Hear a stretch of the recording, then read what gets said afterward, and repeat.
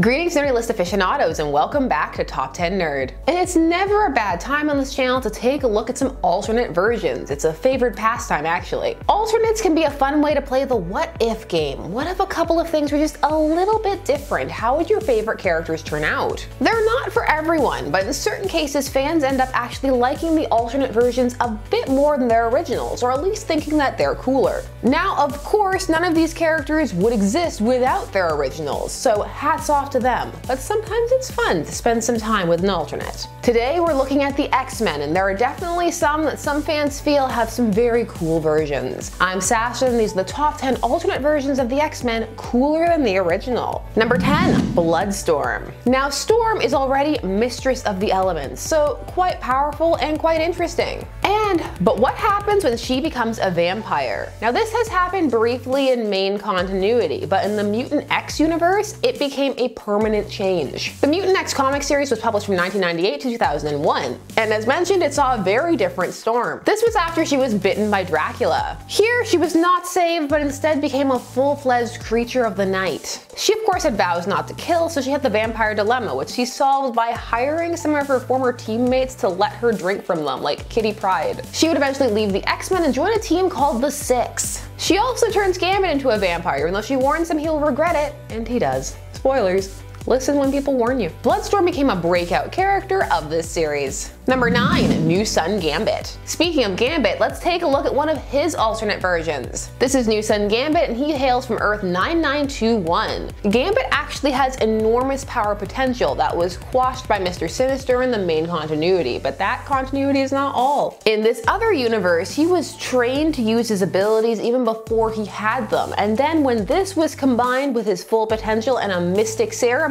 he became something else altogether. The only thing is, the awakening of all these abilities would create a shockwave that would destroy his Earth, forcing him to travel around, and of course he ended up on the 616 Earth, where he ended up befriending Gambit and trying to help him along his way, but didn't tell him who he was. It was after his reveal and Gambit's subsequent disgust that he changed his name to New Sun. Some fans like seeing the full unleashed potential on display of Gambit. Number 8, Basilisk. Not all alternate versions that people like have happy outcomes. Case in point, Basilisk from Earth 11326, an Earth also known as Age of X. Here, Cyclops was incarcerated in a mutants-only facility after the manifestation of his powers as a teenager killed several people, including his parents. He captured the attention of the prison warden Arcade because of his power set, so he made him this very special mask. It looks a lot like the Skull mask from Persona 5, and it's something that people like about this character. In fact, for many, it's what makes him cooler. It is a very menacing looking mask. Now, a lot of this universe had to do with Legion, one of its personalities, and manifesting another world. So for some, it was just a cool concept in general. The mask looked great. Loved the mask. Number 7, Soldier Supreme. Here we have an amalgamated character from Warp World. This was the universe that was created when Gamora had the Infinity Gauntlet, put everybody's souls into the Soul Gem, and then folded that universe in half. As a result of this, the characters were merged and fused together. So you have Marvel characters smushed, and one of those was Captain America, Steve Rogers, and Doctor Strange, Stephen Strange. So I mean, they kind of already had the same name, just spelled differently, so it made it a bit easier. Back there, Dr. Stephen Rogers, but now with a PH. Their stories actually don't fuse too badly. It's World War II, and Stephen Rogers is contracted for a super secret soldier experiment, only it turns out it's a cover for a mystical ceremony instead of for, you know, the scientific one that he actually undergoes. But these mystic rituals still end up enhancing his strength and allowing him to connect with the occult, and he becomes Soldier Supreme. So he has Cap's cowl, but he still has like a mustache.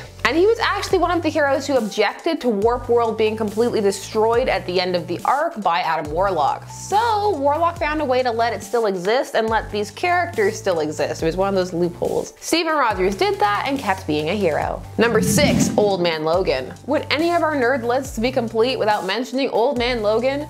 Yes, they would, but it just keeps coming up. It's a staple here on Top 10 Nerd. Well, this story is one of the most popular alternate universe stories out there, and it has a famously gross confrontation between the Hulk and Wolverine, or Logan, because he's not Wolverine anymore in this story. Here we have a grizzled old man Logan fighting his way across a supervillain-controlled America, trying to keep his claws sheathed after what he did, which, spoilers, was somehow managing to kill most of the X-Men. This was because he fell for an illusion created by Mysterio. This is a must-read for many fans and a fave Wolverine story for others. Number 5, X-Apes. The X-Men are monkeys, or rather apes. This, funnily enough, spawned off of the Marvel Zombies universe and event. Basically, they're trying anything. That event was just so popular. This did not turn out to be quite the hit that was, but I mean, few things can. But this universe still has its fans. Actually, everybody in this universe are apes or monkeys or animals of some kind. So really, if you enjoy this concept, it's just the whole universe, and you have people like the Ape Avengers and Dr. Octopus. It's made for a certain type of pun-loving individual. It's a bit niche, but for some it sparks joy. Number 4, Which Breed? For this we have to go for Neil Gaiman of Sandman fame's 1602 Marvel Comics contribution. It is also an alternate universe story. In this universe, the Marvel universe is all happening by Elizabethan times, 1602. There, mutants exist, but they are known as Witch Breed. This is because they are thought to be the spawn of demons or witches, or both. They are creatures to be hunted down, but they find safe haven in Xavier's select college for sons of gentlefolk, a school that causes great concern for Sir Nicholas Fury because he sees the potential of all these students as soldiers, which, let's not lie, that's part of what Xavier is doing. Again, this is a universe where people tend to like the whole thing, but the X-Men stand out as a distinct part, or rather, the Witch Breed. Number 3, X-Babies. Versions of your favorite characters as babies or kids. This is a concept that is either really fun or incredibly lame, depending upon who you're talking to. So the X-Babies are clones created by Mojo in the Mojoverse. This was probably inspired by an even earlier story where he had just taken the X-Men and turned them into kids, again for entertainment. Because you know, if anything goes on long enough, be it show, series, whatever, you're gonna get two things. You're gonna get a child episode, and you're gonna get a musical episode. Now, the X-Babies are a concept that is short-lived, but they are usually returned to. There is even an A-Babies versus X-Babies. Again, how cool you'll find these tots depends upon your tolerance for baby-related shenanigans. Number 2, Earth X. The version of the X-Men here are depressing, but all of Earth X is depressing, actually. After an experiment of Reed Richards goes wrong, or seemingly that's what happened, for once it's not Reed's fault, I know, shock and awe, a population of superpowered beings is produced all over the Earth, and the world drastically alters. To quote The Incredibles, when everyone's super, no one is. Suddenly, there's not as much of a reason to hate and fear the X-Men, and they've largely fallen apart. The one character people tend to remember the most that sticks out when they first think of this is Wolverine, who's got a beer gut and is married to Jean Grey, except it's not Jean, it's Madeline Pryor, but he keeps calling her Jean, and it's just sad.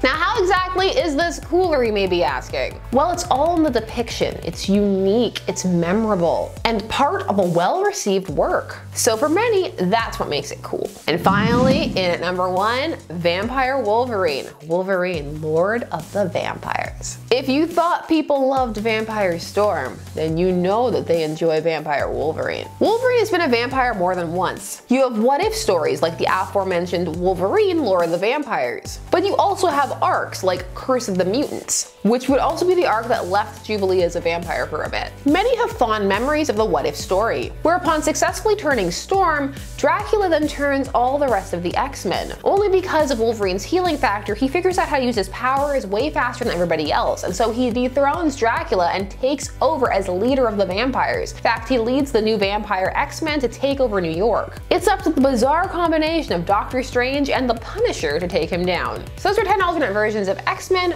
cooler than the original. Let me know any of your faves that we missed down below, and thanks so much for watching Top 10 Nerd. Like, share, comment, subscribe, and we'll see you again soon. Bye-bye.